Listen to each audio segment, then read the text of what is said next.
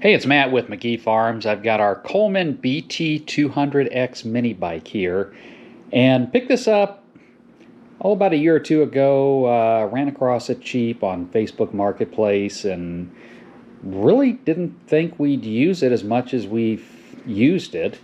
But these things have been a lot of fun around the farm. They've been good to have, and it's got a lot of use, but started having an issue with it the other day. We had people up this weekend, and for some reason everybody sees us and wants to ride it, and then once they get on it they want to keep riding it because it is fun. And the clutches on these, some people are bigger than others, and the clutches I don't know, maybe aren't made for pulling a lot of weight on them, and so the clutch went out on this. And kind of how we could tell, or what kind of made me think it was, is we went to start it up, and we couldn't get it to start because as you pulled it, it was wanting to just go forward. And even taking it up here to my garage, it was kind of hard to push because it was in gear. So the clutch wasn't releasing. And I got the old clutch here. I ended up making a video on changing it yesterday, and for some reason there was no audio in it. And so I was going to show you a little bit. You can kind of see the springs in there. And what happens with the springs is when these pull a heavy load and they start getting hot, you can kind of see one of them right here that's messed up. The springs get hot, and they kind of reform, so they don't let go, and you're constantly driving. They don't release at all. And that's kind of what this did. One way you can kind of tell by looking, if you see in there how it's kind of red.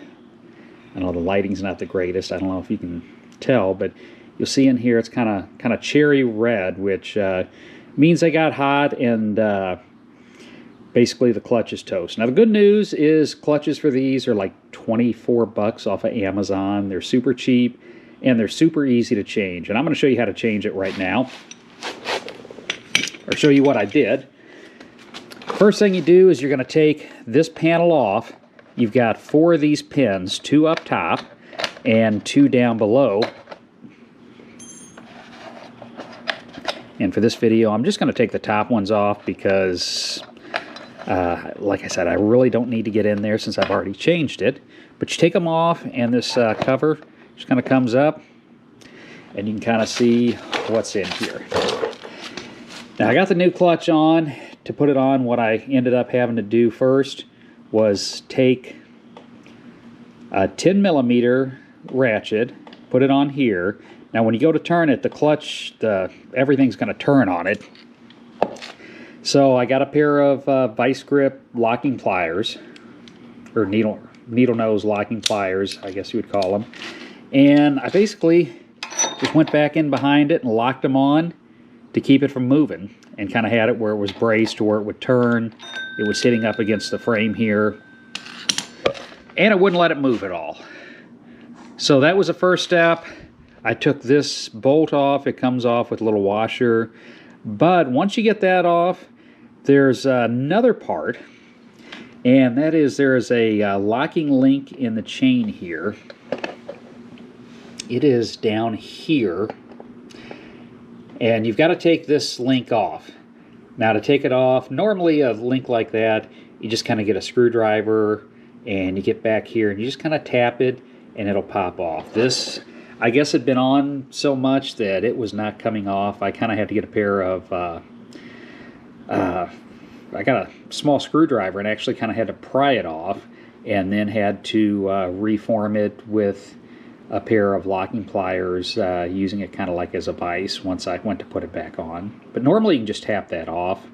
Worst case scenario, if you mess it up, a lot of stores have those. I know Tractor Supply by us has them. There's a couple other stores that have them as well.